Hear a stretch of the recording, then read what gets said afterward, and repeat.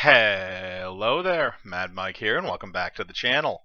And today we're going to be doing another series review because I just finished off The Mandalorian earlier this morning. Episode 8 came out today, so by the way, if you do not want spoilers on the end of Episode 8, please do not continue watching this review. Go watch the episode, come back, and then watch the review, because I don't want to spoil too much of it I don't want to spoil any of it for people that haven't already seen the end of the show. Now, in saying that, we're going to move forward. So again, if you haven't seen the series at all, actually, probably stop this and go watch it because I will be going over the entirety of the series now, or the first season anyway, because it already has been greenlit for a season 2, thankfully. Because I did really, really enjoy this. This is probably one of the most enjoyable pieces of Star Wars related media that I've ever seen. And it's one of those shows that's kind of like, it brings back so many things that I really love about classic cinema. And I credit Jon Favreau with that. I credit Dave Filoni with that. They were really, I think, the two big minds that were behind this thing. And it shows. It really does show. It shows that Jon Favreau does care about the lore and what Star Wars was at one time, and kind of bringing that idea back to the fold with the Mandalorian. Because the thing is like, we never really go that deep into the Mandalorians in the films. They do go into it in the Star Wars: The Clone Wars and Star Wars Rebels. They go into a lot of the nuances of how Mandalore works. But in this series, we kind of get to see it done in live action for the first time. And it's very interesting to kind of see it that way, because, again, we're used to it more in a 3D cartoony type of form, or in comic book form, because it's been done that way before, too.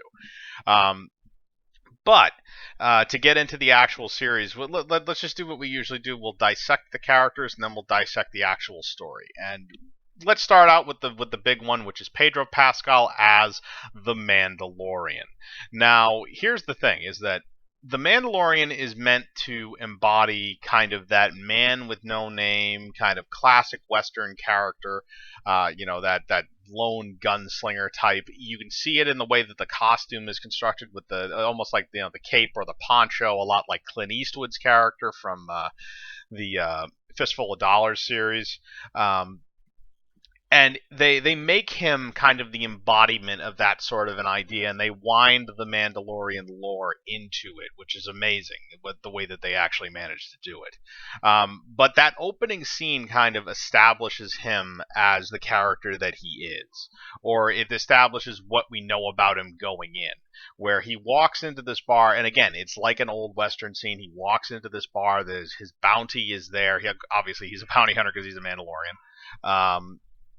And then he walks into this bar. His mark is getting kind of roughed about. We don't necessarily know that it's his mark at this point, but basically, he then has a bar fight with all these guys, which is an amazing bar fight that ends in a guy getting cut in half and a little porthole door, which is kind of funny.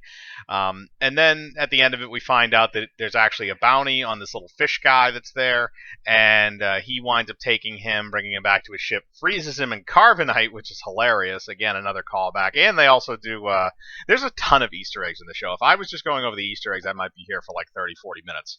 But the Easter eggs are done in a tasteful manner. It's not necessarily like the Easter eggs like, oh, hey, remember this? And they just like stick it in your face. It's kind of like one of those things where like, oh, that makes sense to the story why he would have that. They have a little carbonite thing in the ship where he freezes guys and he brings in all the bounties. But that opening scene kind of establishes him. He's kind of that strong, silent type. He's kind of a badass. Or he is a badass, I shouldn't say he's kind of. And he kind of embodies that idea of a Mandalorian. And the best part about it is he's not a cookie cutter version of Boba Fett. He doesn't look exactly like Boba Fett, which is a good thing. I don't think you wanted him to look identical to him. And to be honest, whenever we see most of the time when we see Mandalorians in the show, they're not just cookie cutter versions of Boba Fett. It's not like, oh, they changed the color scheme a little bit. Like, no, some of them might have the same helmet or maybe the same chest piece or something like that. But for the most part, they're actually very, very different in terms of the armors that they wear and even the sizes that they are most of the time. There's guys that are taller, there's guys that are shorter, there's guys that have different types of armor. Some of them have shoulder pauldrons, some of them don't. Some of them have like these full, awesome looking armored suits. Some of them don't. They're a little bit more reserved. Some of them have jetpacks, some of them don't. Like Pedro Pascal's the Mandalorian, he doesn't have a jetpack, at least not at the early parts of the series. But it establishes a lot of what we understand about how the Mandalorians work at this point in time in the Star Wars timeline. And it is fair to note that this takes place after Return of the Jedi. So this is after the destruction of the second Death Star. The Imperial forces are kind of spread out. They're mostly defeated. The New Republic has kind of taken over in terms of the galaxy of like governing stuff. So we're kind of in that in-between period. I think this is supposed to take place, 5 years after the end of Return of the Jedi. So we're kind of in that post-war reconstruction type of period in the galaxy. It's also in that first episode that we get to meet one other major player in this, or actually a couple, actually, now that I think about it. One of them is Carl Weathers as Gif, or Grief. Sorry, it was Grief, because I always have kind of issues sometimes with Star Wars names that some of them aren't always as memorable as others.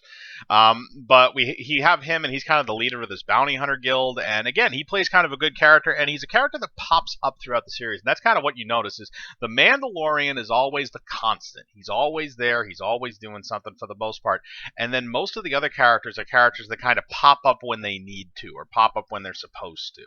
But it doesn't feel like they're kind of cookie cutter placed in there for the most part. There is a kind of one little gripe I do have with Gina Carano's character, but I'll get to that later. So, and now that we've gotten past the Mandalorian, let's look at kind of the second most prominent character, which is Baby Yoda, who really isn't given a name in the series. He's just called the Kid, and it's literally just like an infant of Yoda's species. It's mainly used as, he's kind of like he's kind of like a walking MacGuffin, but he does have some character.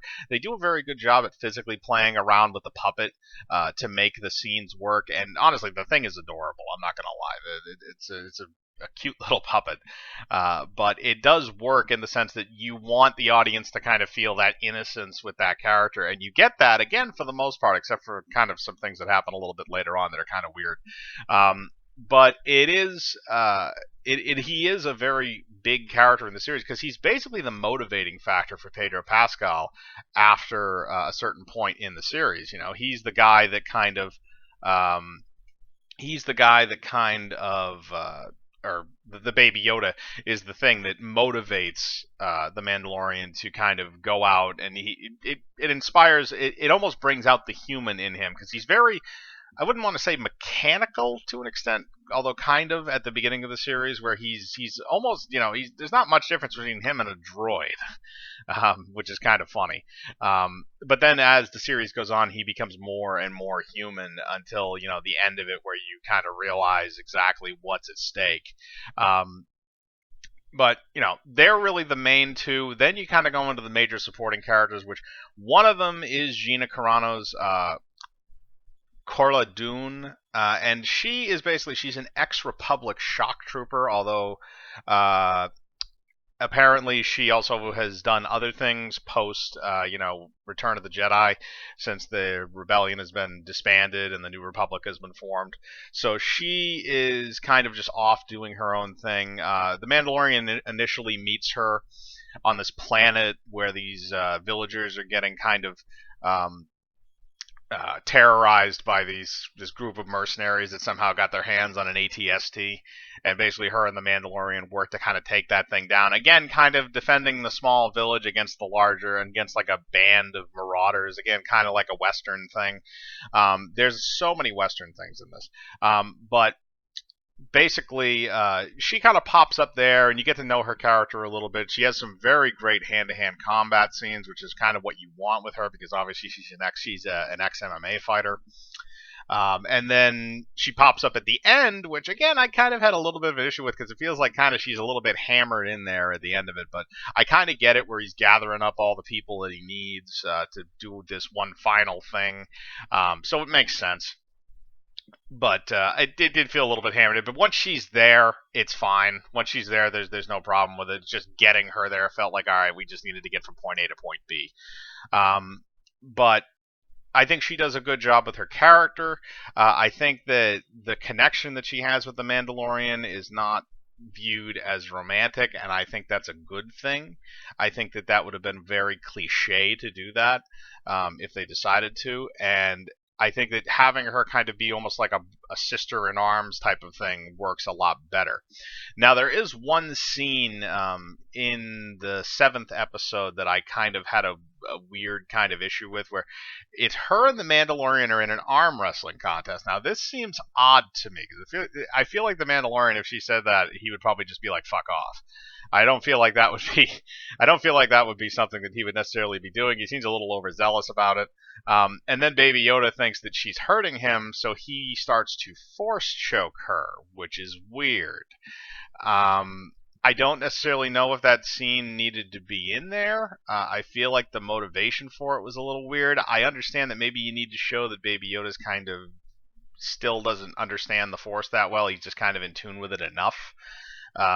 So maybe that was just kind of that scene, like, oh, he can go to the dark side too if he wants to. But it felt a little out of place, I'll say that. But other than that, I think everything else in this feels completely in place. This feels like a Western serial. It feels like something like The Rifleman or Gunsmoke or Bonanza, something like that, where you're following around these gunslingers in this old West type of world, except it's set in space. And they have some decent celebrity cameos in this. Bill Burr comes in for actually an episode. He's an ex-Imperial sniper, which is hilarious because they immediately they immediately do a knock on the fact that stormtroopers can't aim, and he immediately says, I was not a stormtrooper," and it's incredibly funny to kind of see it because you don't expect, like, Bill Burr doesn't like put on an accent for this. He's still Bill Burr.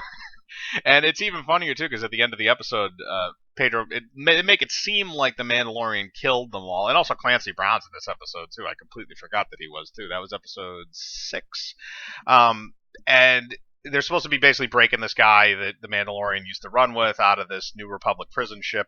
And when they're doing it, the guys all double cross the Mandalorian, but he breaks out, and then he proceeds to pick them off one by one until he gets the target back to the little space station and gets paid and then leaves. And then he double crosses them and screws them over because they tried to kill him, which is an amazing ending. But when you have the guys running through, you think that, oh, he killed Bill Burr and he killed Clancy Brown and all these people. And then in reality, what wound up happening was that he just actually knocked them all out and tossed them in a prison cell and let the ship kind of keep going on to its destination. But there's a moral compass to the television show that I think a lot of people can get behind, and that's kind of been my problem with some of the more recent Star Wars stuff, is they try to muddy the waters a little bit in terms of the moral compass. In Last Jedi they had the whole Canto Bight thing, which they mentioned Canto Bight in this, which is kind of funny. It's kind of like the universe is Vegas, but in Canto Bight in Last Jedi, they kind of insinuate that, oh, these people are really the ones that are behind the infinite conflict in the galaxy. They fund the Empire, or they fund the First Order, or they fund the Resistance, and they're really they're war profiteers and stuff. And I don't think anybody really gives a shit about that in Star Wars. In terms, like, the Empire is bad, the Republic or the Resistance or whatever is good. And I think that's something that people can very easily understand, is the idea that there is a definitive good, there's a definitive evil. There's not so much of a muddying of the water, and that's what the Mandalorian goes back to, is that, yeah, the Mandalorian has done some bad shit, but ultimately he's a good person, and we see that through the course of the show. But then you also see that the bad guys are legitimately bad people, and you want them to get their shit pushed in, and that's something that you want to see. They don't make the bad guys very sympathetic in this. It's the Empire. They're not supposed to be sympathetic. They're supposed to be deranged, murdering psychopaths. And I'm glad that they kind of went back. It's like the remnants of the Empire, because again, the Empire is still kind of kicking around a little bit. But basically, they introduced this new. At the end, they introduced this new Grand Moff who kind of has. It's the lead in to season 2. And it's the guy from Breaking Bad. I can't remember his name off the top of my head, but he comes in. He's going to be probably coming in for season 2 because they do have a little bit of a stinger at the end of this. But the overall, the majority of the series feels like a Western serial, and I really like that because I love Westerns. But I can see that, maybe if you weren't that into the Western genre, or then you might not like this. You might prefer other Star Wars based media because there's a little bit of a lightsaber thing at the very, very end of Episode 8, but there's nothing really. They don't even mention Jedi until the very, very end of the show, and the Force is used very sparingly and just by Baby Yoda. Again, this is in the era where Jedi have been dead for decades. They've been killed off for 30, 40 years. A lot of people in the galaxy don't even remember that they existed. They don't. The Mandalorian doesn't know what Jedi are. The only one that really knows is the Mandalorian armorer, which we see kind of. She explains it to them in a way. It's basically just a space wizard. They literally just call them a race of wizards that came and tried to kill all the Mandalorians. So, we do get to see some background stuff. I'm glad that they kind of included elements from all three of or at least the original trilogy and the prequels, because they do show the Mandalorian when he's a little kid, and there's this basically this storming of his homeworld, or I don't believe I don't think it was Mandalore, although it might have been, but it was a siege of some city. I believe it was Mandalore because the Mandalorians do show up, and basically they show that the city's being overrun by super battle droids. So it's obviously this is during the Clone Wars and stuff like that. So they tie that timeline in. In addition to also obviously the original trilogy, there's a lot of stuff in reference to that, and a little bit of stuff in reference to kind of maybe a little bit of things that happened afterward, and some other things like the Star Wars Holiday Special gets kind of canonized in this, which is kind of funny. But overall, I think that the Easter eggs don't take away from the experience to the point. Like, if you're a hardcore Star Wars fan, you're going to be able to point them out. If you're not a hardcore Star Wars fan, they might go right over your head and you won't even notice. So it's not one of those things like they're shoving it in your face, like, you know what this is, right? You know what this is. It's not one of those situations, which is kind of the bad kind of Easter egg. And as for the and the series really does work, and that's the thing that I think separates it from a lot of the Star Wars we've been getting lately, is that this actually works. This works as a series. It works as kind of this little love letter to Star Wars. It's pretty much almost single-handedly keeping Disney Plus afloat right now, even though they're getting a good amount of subscribers. A lot of it is because of this show. Because the MCU content isn't due to be out there for a little while, I think. Which, again, I might review some of those shows when they come out as well. But overall, as far as The Mandalorian goes, this show was amazing. I loved every episode of it. I only have the smallest of nitpicks with it. And ultimately, I would say if you're a Star Wars fan, you need to watch this. If you're a science fiction fan, I would say you probably need to watch this. If you're a Western fan, you need to probably watch this. But if certain things in the Star Wars universe are not for you, like if you want more Jedi stuff, then you're not going to get it with this. This is more of a kind of more grounded version, I guess, of what you would call Star Wars, because it's mostly just blaster rifles and stuff like that. So outside of that, I don't think I really have too much more to say about the series, other than the fact you should probably watch it. Obviously the full series is currently available on Disney Plus. And just to say, there is a stinger at the end of Episode 8 that made me lose my shit in a good way, because it was something that I wasn't expecting, but makes total sense at the end of the episode, and it's a great setup for season 2, and I don't want to ruin it here, so I'm not going to. But again, if you watch the series and you watch it all the way to the end, you'll understand what I'm talking about. But I want to know what you think. So have you seen The Mandalorian? If you have, please put your thoughts in the comments below. Do you like it? Do you not like it? And are you excited to maybe see more from Jon Favreau and Dave Filoni in the live-action quarter of Star Wars? Obviously, Kenobi is going to be coming up at some point in the next year, I believe. So put your thoughts in the comments below. Hit the bell for notifications. Hit the like button. Subscribe, and remember, I live my life free of compromise. Do you?